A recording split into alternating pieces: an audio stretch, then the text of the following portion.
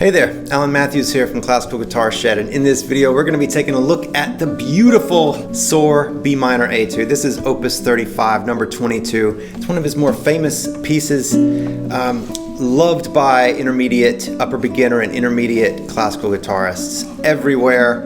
In this video we're going to go through it with a fine-tooth comb and talk all about the full course on this piece.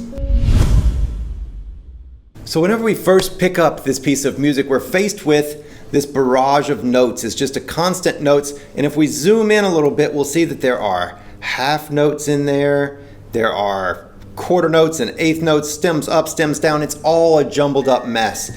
And what most people do whenever they start this piece is they start at the very beginning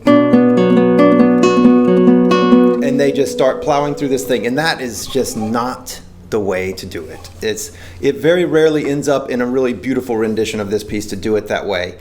Instead, what we can do is first we can identify what the melody is in this, because whenever you have an etude, what is the etude about? And in this case, you ask me, it's about having a soaring melody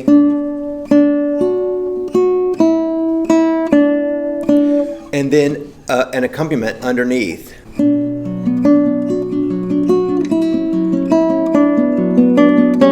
So that there's two parts going on. There is the melody on top and the accompaniment. And so in this full course, the way that we go about that is to first, instead of looking at the full piece, we just pull out the melody. And so we just have this, and this is in the practice packet for this full course. We pull out just the melody and look at just the melody notes, how we want to shape them, what gets louder, what gets softer, know exactly what's going on with that. And then in addition to that, we can learn the chords. And so there's another copy of the music within the full course that has the chords in there. And so then we go through and we just learn the chord. So just the chords by themselves as chunks. So then we have two parts. We have the melody that we're working on specifically and really paying attention to the beauty of every single note and the tone quality and the volume and how it swells and fades and everything else all by itself, so that we don't get distracted by all the little stuff going on, the window dressing. And then we do the chords, and then we put the two together and put in the full right hand pattern into it, and that's how we go about it. We don't go about it throughout the entire thing. We split this into big sections and then into smaller practice sections as well. So each of the sections, we just do one little bit, typically about 4 bars at a time. And we look at that, look at the right hand and the left hand, and look exactly what everything is going on to put those together. So we take it elementally with the big things, the melody and the chords, and we put them together and work out the bugs bit by bit within each little snippet, each small practice section, and make sure that the melody is still very much on top and loud, and then the accompaniment is very far back, so that it's very quiet. And that's a balance issue. So that's really keeping the melody on the top and then the accompaniment very much quieter. And that's a skill unto itself. It's a practice unto itself, right?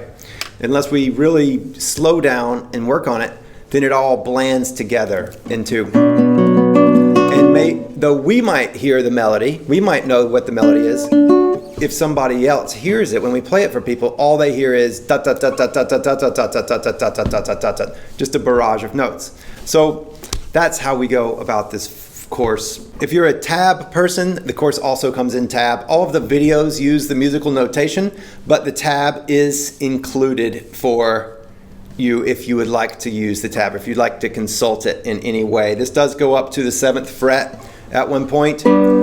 And so if you're not used to reading up in the higher positions, then you can check the tab, and that can make it a little bit easier for you in those. But we also look at, within the course, we also look at the shapes as well and how they play out. So this is the course on the B minor. Click below to find out more about it, or just find it somewhere and learn it in this particular method. Stick around for another couple of minutes and listen to the full thing if you'd like to. And if you have any questions, just let me know. Take care. Thanks for watching.